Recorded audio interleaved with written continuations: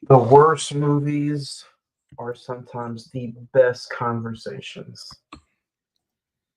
Zach, I cannot wait for your full thoughts on this. We will hear and discuss right after this.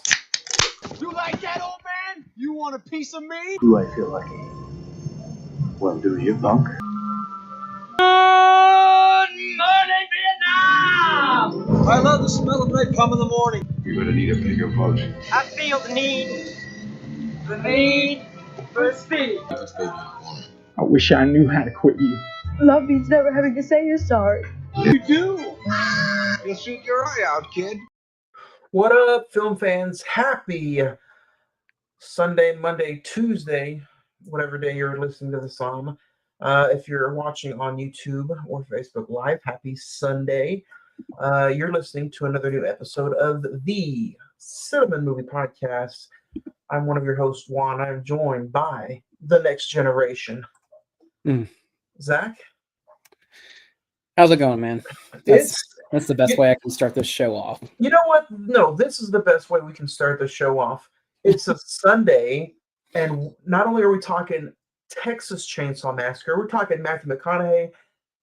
And let me tell you, it's the Sunday after a Texas win. I know you're super hype right now, so you're in a good mood. River rivalry. So, you know what? Especially after all those OU fans were talking mess about Texas coming in unranked. They're going to wipe the mat with Texas, and Texas just shows up and hits them in the mouth. So, but you know what? Let's be professional. We're also here to talk about Mr. Mathew McConaughey. Our reconnaissance continues. We are 10 months deep into this McConaughey run, and Zach, I got to tell you, man, it's going by way too fast. I know.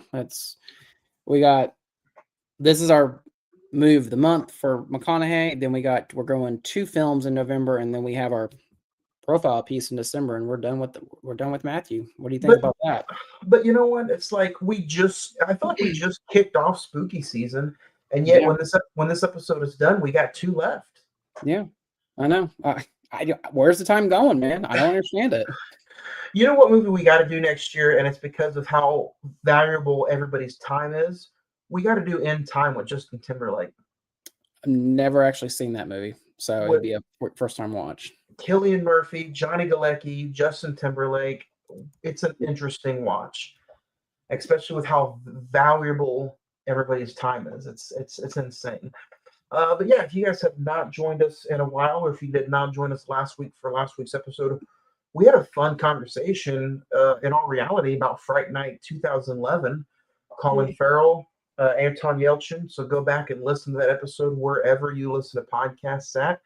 You can find the links in all of our social media accounts at facebook.com/the Cine-Men Movie Podcast, Instagram /Cine-Men Movie Podcast. The X is Cine-Men405, or you can email us at cinemen921@gmail.com. And you can find all the links there. Listen, watch wherever you listen to podcasts at. So Spotify, Amazon Music, TuneIn, Stitcher, iHeartRadio, Apple Podcasts. So go check us out. We are 370 episodes deep into this run.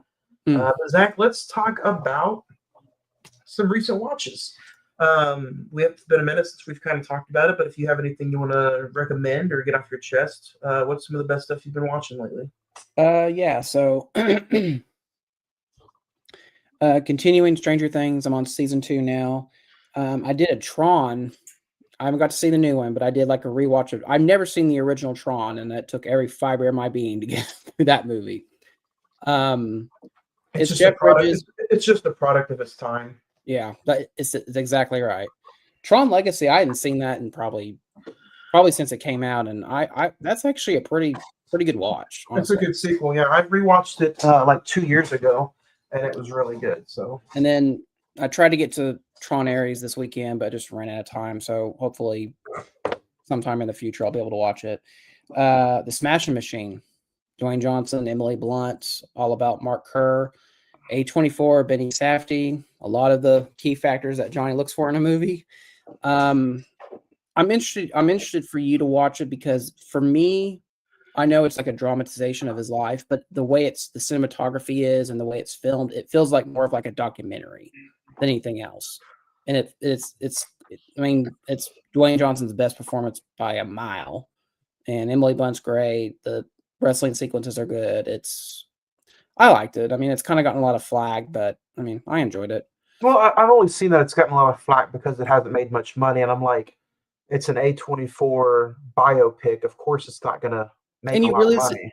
You released it on the same day as Taylor Swift's thing, so it wasn't going to make any money. You should have put that like in March, where it was probably you could have made it like kind of like a tentpole film or something. Well, to be fair though, the Taylor Swift thing kind of snuck up on everybody. That wasn't announced. That wasn't announced until like August or something.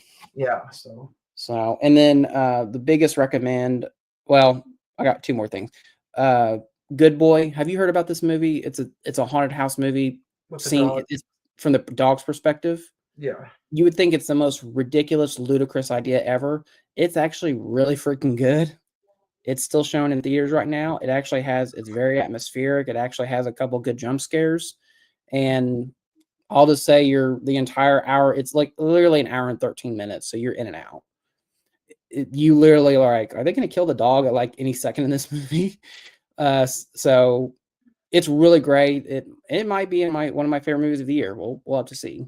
But the big thing, me and Johnny were texting about it over the weekend, or since last show, Monster, the Ed Gein story on Netflix. So let's talk about that. You can end your recent watches, and I'll start it with that. Okay. I'm really curious because you saw it first, so I'm kind of curious. You kind of overall graded it as like a mid-level show. Mid-tier. I gave it a 3. There are aspects of the show that are really enjoyable. I think Charlie Hunnam does a very good job because I just know him mostly from Sons of Anarchy, so it's weird seeing him not being a biker dude. Yeah. Same. There are aspects to it that I really enjoyed, but it's not. I think we could have done a better job of like treating the show, and what I mean by that is like the episode, not episode lengths, but just like the episode thematic story that they're going to tell in that episode. Okay, we could have done it differently. So it's so heavy-handed. Oh my god. Yeah. So this is where my biggest flaw comes from with that, and it's everything you said about it is true. Charlie Hunnam, and even the actress who plays Adeline, I think does really good. Laurie Metcalf got all kinds of praise, even though she was in it for like a cup of coffee. But where I get an issue from it at is you can tell that they started running out of actual Ed Gein stories to put in there. Yeah. And I don't like how they put this mentally ill psychopath on a pedestal and made it sympathize for him. Well, not only that, but they almost put him up on a pedestal like he is immortalized forever. And what I get by that is, of course, there's the inspiration for the Texas Chainsaw Massacre. There's the inspiration for Psycho, and there's the inspiration for Silence of the Lambs. Yeah. But the way at the end of the season, hashtag if you have not finished it, we're at 9 minutes right now. Stop it and go finish it. It's on Netflix. But like, I don't like how they just, even to the other, serial killers in real life, they just kind of put him up on a pedestal, like, oh, he's the end all be all when it comes to serial killers. Yeah. I kind of wish this is one of those shows that maybe he was, his stuff happened way back in the day to where maybe they didn't have enough on him. But I feel like there's definitely a lot of filler episodes. I feel like it was very, we're going to make this guy into like a myth, like a legend. Like we don't have like all the details, so we're going to just like make things up for drama. It's like the whole thing. And again, we're about 10 minutes in, so if you haven't seen the show, spoiler. The whole thing with him like helping catch Ted Bundy, I was like, there's no way that was real. There's a part of me that just didn't like. I didn't believe that. I feel like they just said like, hey, that last episode is very much the inspiration for Silence of the Lambs, using serial killers to help catch other serial killers. But the whole thing with like, oh, it's Ted Bundy. Like, no, like I just didn't Well, believe that. well, even if that happened, that's all fine and dandy. But like, I'm talking about how he only got prosecuted for 2 murders, Yeah, and he confessed to digging people up and using them as like, you know, skinning them and organs and stuff like that. yeah. So all the extra kills and stuff that were implemented into the series were kind of like Did he add-on did he not do it? Yeah, add-ons, if you will. yeah, And then the whole love factor about the girl who got him involved with the magazine and World War II body sketches. And, like I said, I think this would have been a good miniseries if it was maybe brought down into 6 episodes or even 5. yeah, I just think there's too many filler episodes. And don't get me wrong, episode 2 of Ed Gein is what was kind of also, a really good shout out from a friend, but is what embraced the next week. Yeah, next week's episode. So I just think that the Ed Gein season 3 of Monster. I haven't seen the one about the Mendez twins or the Mendez brothers. Have you seen that one? no. Did you watch Dahmer? Didn't you? I did watch Dahmer. To me, Dahmer is still the more superior of the 3, even Okay. though I haven't seen season 2. There's 2 things about it, and I want to get your opinion on one of these. It's Ryan Murphy, so I know exactly what kind of show we're going to get: the graphic violence, the over the top sexual content, the whole dude. I'm not the last episode almost ruined the whole entire season, in my opinion, because it's just like what does that have to do with anything? You probably know exactly what scene I'm talking about. Yeah. And I was thinking about this the other day. I was like, I feel like we could have reduxed this whole season, and I want to get your thoughts on this. So 8 episodes, the first 4 are about Ed Gein, the murders, how he got caught, all that. Episodes 5 and 6 are Hitchcock, the making of Psycho, and how he basically invented the slasher genre, which goes into episode 7 of the making of Texas Chainsaw Massacre. And then we end the show with somehow like Silence of the Lambs winning Best Picture, and just that how our obsession, like we criticize and damn these serial killers, but we're obsessed with like true crime. Like that's how we are in society now. Yep. Like I feel like that would have been a better version of the show. But I also think it's one of those, like, true crime obsession is one thing. It's cool because, it's not like you're committing it yourself. You're just really intrigued on the fascination of what these guys have, and whether it's their mental stability or what. Yeah. But if you're gonna shame true crimers, then at the other end of the spectrum, you have to shame people who are obsessed with slashers. Yeah. And in my recent watches, I'll go through it again. I just got done binge watching all the Scream movies. Mm-hmm. So in reality, it's almost like everything is turning full circle, because you have the people who are obsessed with true crime, and then you got the people who are obsessed with these slasher movies, and it's like, do you blame one for the other? What if somebody who's obsessed with true crime turns into somebody who might be a psychopath? Yeah. And then they blame it on the true crime and, the fascination of an Ed Gein story, compared to like what Scream does. They blame the movies. Yeah. So, I mean, at the end of the day, it's not like anybody's being force-fed this stuff. No. But it is like, it's a fun subject matter to put out there. But I gave Ed Gein season 3, or the Monster season 3, a 3.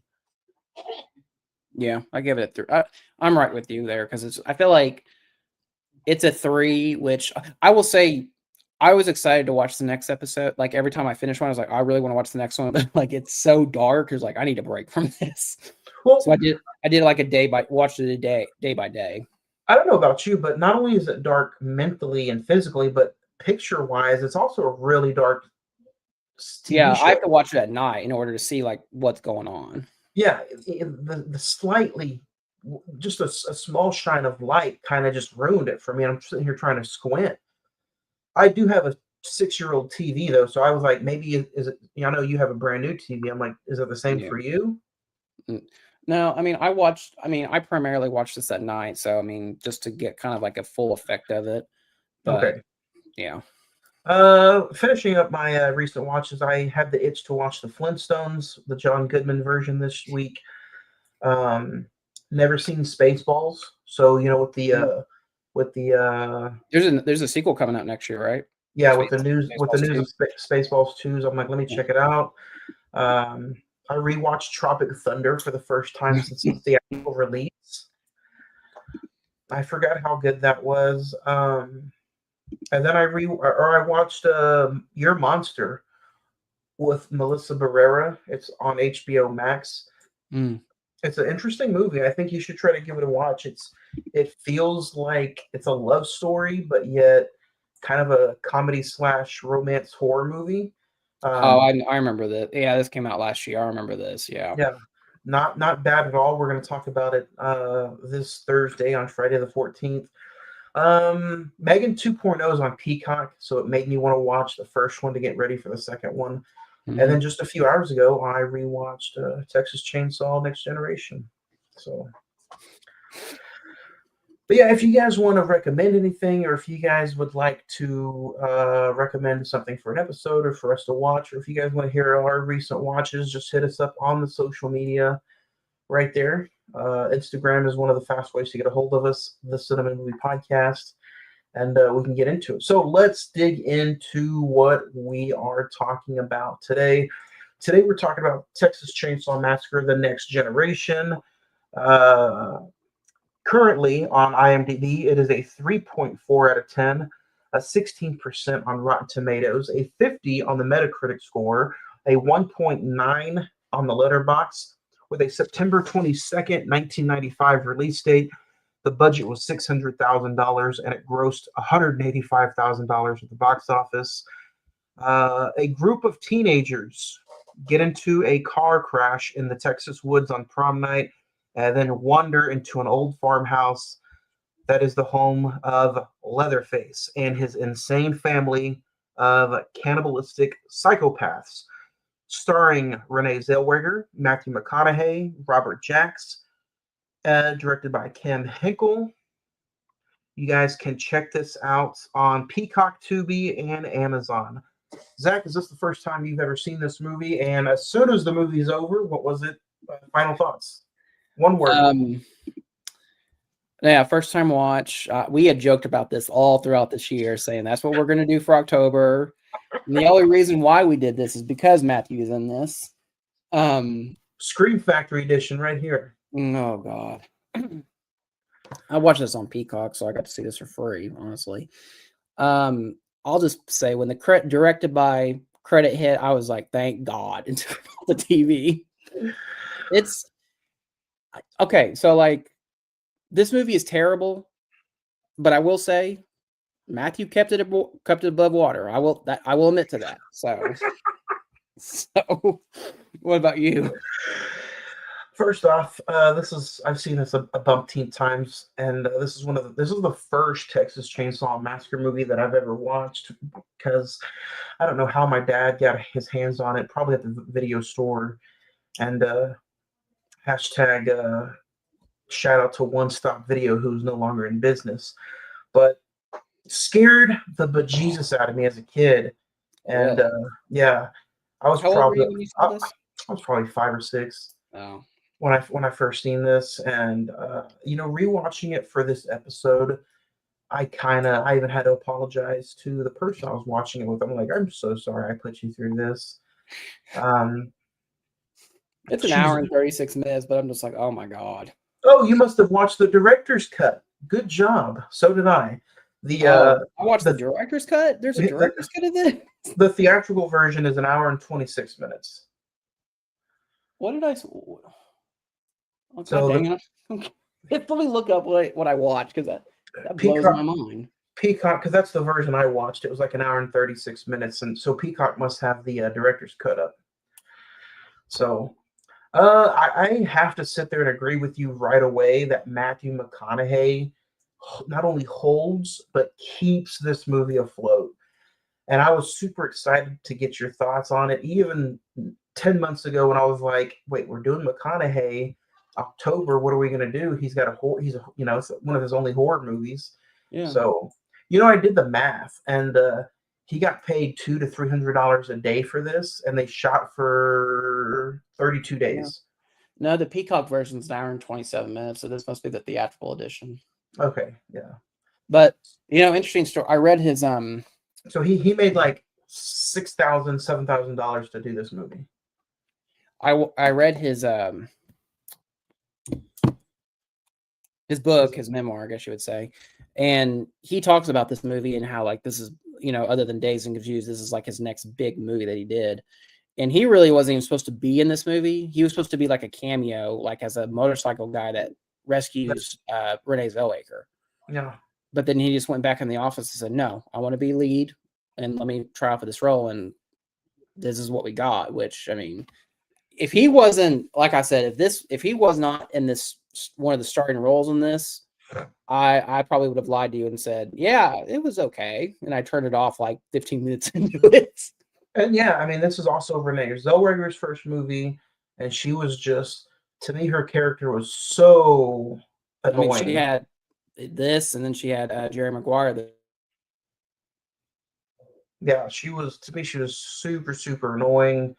You had Tony, who played Darla, who is the crazy girlfriend that is with Velmer, and Leatherface was kind of annoying to me this recent watch. And I gotta say, I didn't like the makeup. I didn't like the makeup of Leatherface. It just didn't. I don't know. Yeah, Like they just had like a really cheap budget. Very cheap budget, $600,000. So this is actually the fourth installment since the original Leatherface in 1974. You have Texas Chainsaw Massacre in the 70s, Texas Chainsaw Massacre 2 with Dennis Hopper, Leatherface, Texas Chainsaw Part 3 with Viggo Mortensen, and then this one. So I don't know why this one got the bad end of the stick and got the cheaper, most ridiculous budget out of all of them. But this one, I heard supposedly was not supposed to really be made. This is the last Texas Chainsaw Massacre movie you would see until the remake in 2003. Yeah. Yep. And then that we kind of had the Michael Bay produced ones with the remake and then the beginning, and then it takes like a weird turn with Texas Chainsaw 3D, and then that Leatherface like straight to Blu-ray type movie, and then oh Jesus, you remember that Netflix one that came out a couple years ago? Terrible. I don't know, the violence in the remake in that Netflix one is a lot better than, at least there's like a lot more blood and gore in that one, I'll say. But A24 has purchased the rights to the Texas Chainsaw Massacre now, so. Oh, interesting. Yeah, Jason Blum was like super upset that Blumhouse didn't get the final bid on it, and it ended up going to A24. So, have you seen any? I didn't know Viggo Mortensen was in the one before this. Have you seen any of the other ones other than the original and the remake? Have you seen any ones?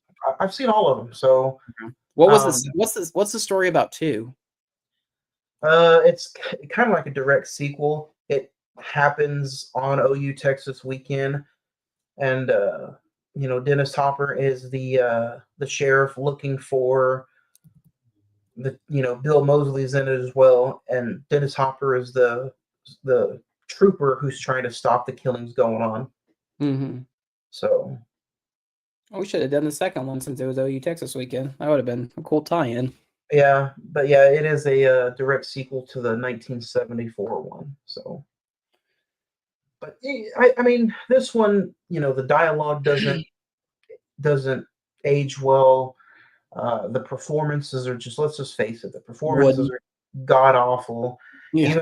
Even Renee Zellweger, she's like the nicest person to probably ever get abducted because she's complying. She's like, I just can't breathe. Can you poke a hole in the bag? She had Jerry Maguire a year after this. That's insane. Yeah. I didn't like none of the other than Matthew's over the top acting with Velmer. Velmer, is that his name? Yeah. I hated all the teams. It was just, I don't know. I'm kind of like torn though. I'm like, Is his performance just really good, or should I be scared and he's just playing himself? A loud drunk Yeah. Texan. A loud drunk Texan. Probably got done with the OU Texas game and just went crazy, I guess. Maybe they lost. Maybe they lost that weekend or something. I don't know. The original title was The Return of the Texas Chainsaw Massacre, but I guess because none of these characters were in any of the previous movies other than Leatherface, Well, I don't know the story, but they went with Next Generation. well, and I was going to ask, what's the tie-in? I mean, you have Leatherface, but how is Mathew and that family related? It's just They're just Leatherface. crazies. It's just Leatherface. So that's another thing I was going to ask you. Like, you've never seen 2, you've never seen 3. I don't know if I'm sure you've seen the beginning and the Jessica Biel one. Yep. So I've even seen the 3D one, the Texas Chainsaw 3D. Oh, so did you ever watch the original?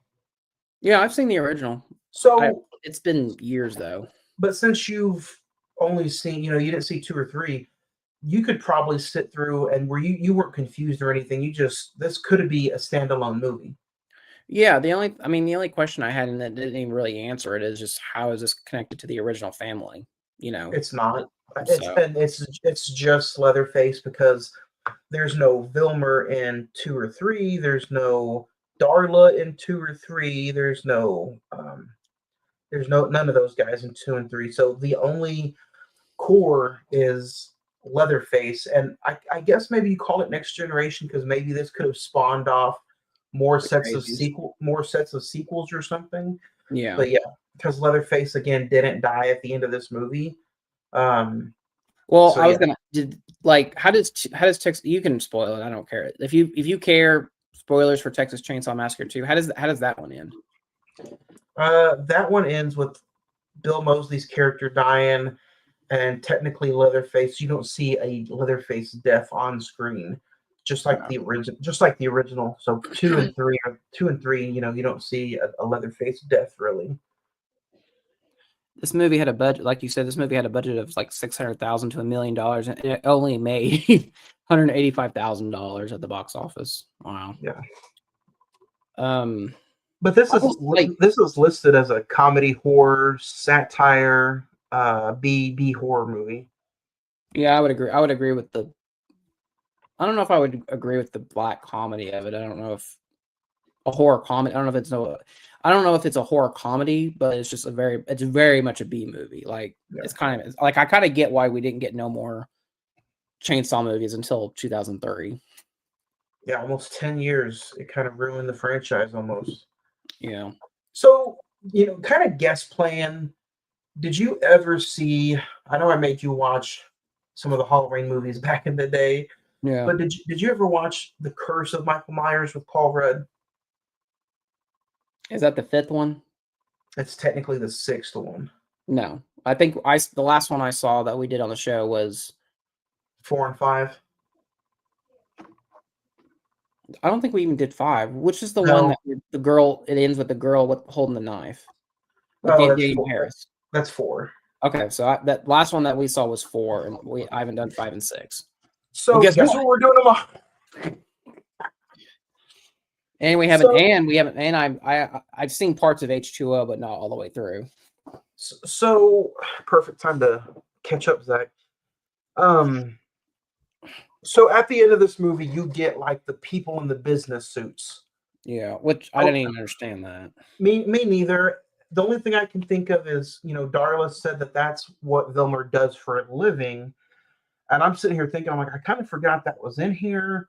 But I'm like, would that almost be, is that like population control? Is he hired by the government to kidnap, strangle, and kill? Like, that's the kind of vibe I got from it was, okay, now they're protecting Leatherface and this family. The only thing I could think of is population control. Well, and that's the thing, because it's just like, well, okay. They kind of hint at the idea that they're kind of like an amusement, like come see the freaks type thing. Yeah. Because at the end it's just like, oh well, no, Vilmer needed to die because he's just too out of control. they want it to be like a spiritual experience. I'm just like, what? Yeah. But then when you first get meet to the suit guy, you think, oh, he's here to save her. But then he like exposes his suit and he's wearing the whole skin outfit. It's just like, so is he part of that family? Like it makes no sense. Yeah, none of it made any sense to me. And it's like the whole tie-in with Next Generation. It's like, what are you trying to hint at? A B movie like this should not have that much kind of thought into it, especially if you're not going to answer anything. I can't remember the theatrical version you watched. Did you see Renee Zellweger in a hospital and you saw somebody carrying off a body in a cart? The girl, the blonde woman in the gurney being taken away, is that the girl from the original film? Well, see, that's what I thought it was. But if you go back and watch it, you hear Vilmer's leg moving, like zzz, zzz, you hear his leg moving. Oh, I didn't catch that. I just the last thing in the Peacock version is Renee Zellweger looks and sees the catatonic blonde woman on the gurney, on the stretcher, being carried away, and then I think she asks like, who is that? But it's never really. I think you're supposed to assume, I guess, that was the survivor from the original film. I guess, I don't know. See, so and then after that, it shoots into Leatherface one last time dancing, right? Yeah. See, in the director's cut is the same thing, but you hear Vilmer's leg moving, the robotic leg.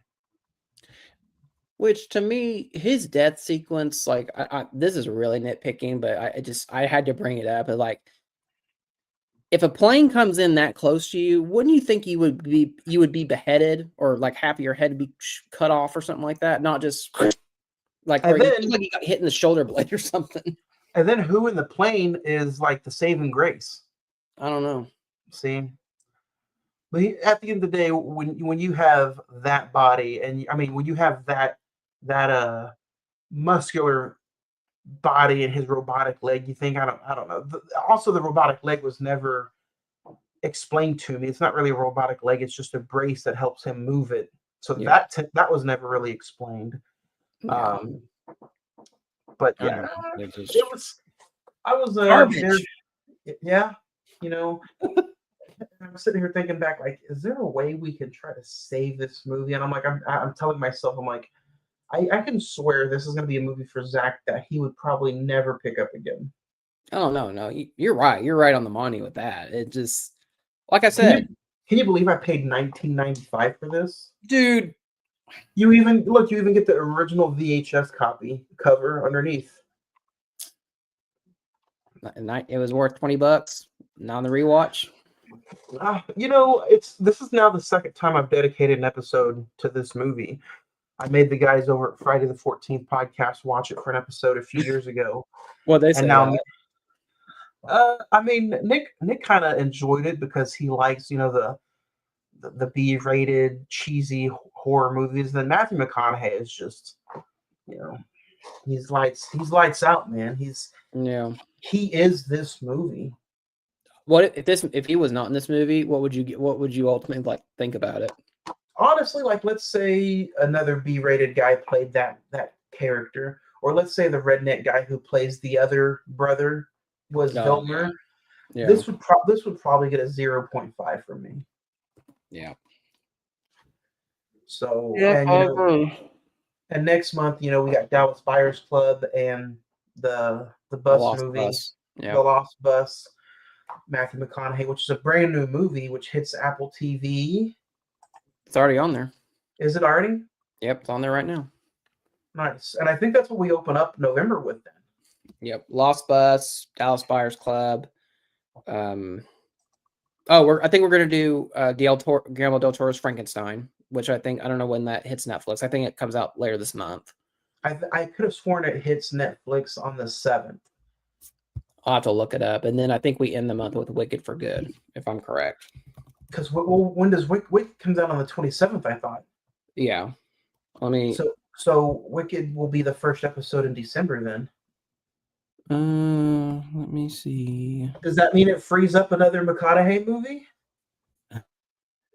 Oh no, you're right. It does hit. Well, we get there's supposed to be a limited theatrical release this coming Friday, the 17th, but then globally it hits Netflix November 7th.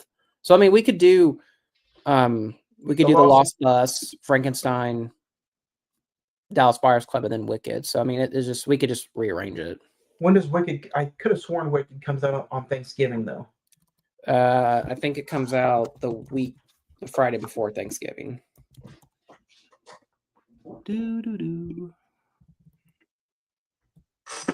November 21st, yeah, that Friday before. Okay, good. So yeah, it's doable. It's just we gotta maybe rearrange some stuff. You know what? Is there a favorite scene, honestly? You know what? Honestly, for me, the favorite scene is probably gonna be, and I don't know what this says about me, but it's when Vilmer picks up Renee Zellweger's character for the first time, and then right when she gets in, he has that dialogue of "shouldn't get in the car with strange men," and he goes from a 0 to 60 in like 2 words. And even for me as the viewer, I'm freaked out. I still am to this day at how he can just hit that kind of tone in a blink of an eye, and he forces her to turn her head back, and there's her boyfriend and some other people in the back of his truck, and he's like, "You don't know what scared is. You ain't scared yet," And I'm like, his dialogue, man, is just the dialogue for everybody else is terrible. Like none of the dialogue today ages well with her prom dates and the way they were talking to the girls about the breast cancer, and all her friends' dialogue, including her dialogue, is terrible. Yeah, but when McConaughey is speaking the language, I'm like, dude, is he free mixing it? Maybe it's just the way he's rehearsed it, or maybe it's the way he's spitting it out. But that's going to be my favorite scene, at least when he picks her up and he starts, telling her that she's not scared. She didn't know what scared is. I'd say probably the scene before that where you get first introduced to that character. And in my brain, I was like, oh, thank God. Matthew's finally on screen. And then he proceeds to like run over Renee's boyfriend like 15 times, which I would think there'd be nothing left to put on the back of the truck, but whatever. Yeah, that'd be much. The logistics of this movie does not make sense at all. So, and did you hear he had some words in there where he was like, all right. Yeah, I heard that. I was like, man, yeah. See, this is the crossover with Dazed and Confused. The people don't know that. The prom dates for really date. He's like, the prom dates just stay the same age, and Yeah. Star rating. Technically my pick. I'll go first. I'm gonna give this. I did give this a 1.5. So I think a few years ago when we reviewed this, I think I gave it like a 2. This is one of those movies when I want to watch Texas Chainsaw, I'm not going for this one. But when I do sit back and rewatch it, I just have to poke fun at the dialogue, the performances, and then you just got to praise Mr. Mathew McConaghey. Some of the kills were even kind of goofy and not really there, but his performance gives this, like you said, some air, makes it breathable, makes it a little bit watchable. I'm giving it a 1.5 out of 5. I'm gonna give it a 1. It's right up there, man, with some of the worst things we've ever done. Like I said, Matthew saves it. I don't understand how someone could be literally put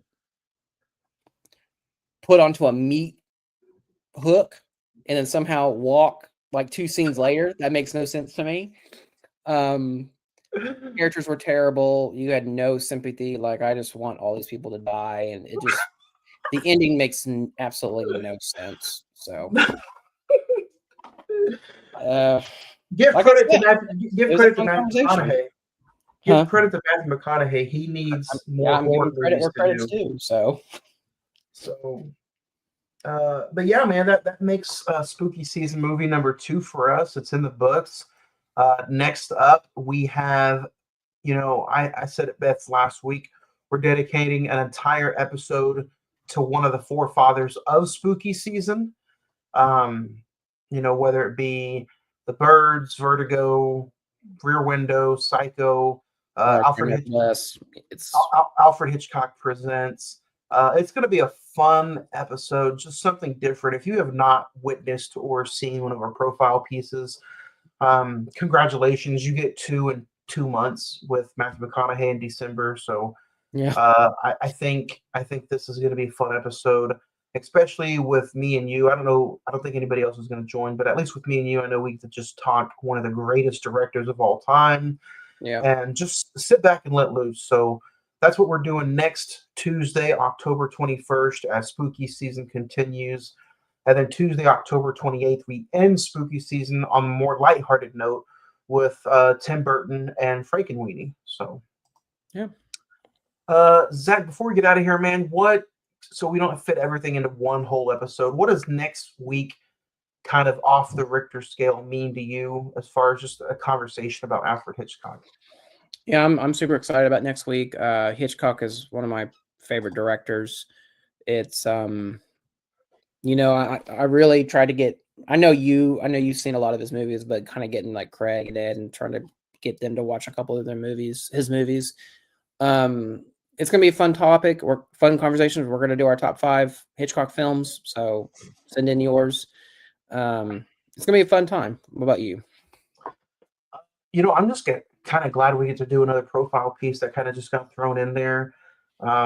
Everything is just always full circle when it comes to life or this podcast in general, starting off with Alfred Hitchcock's Psycho.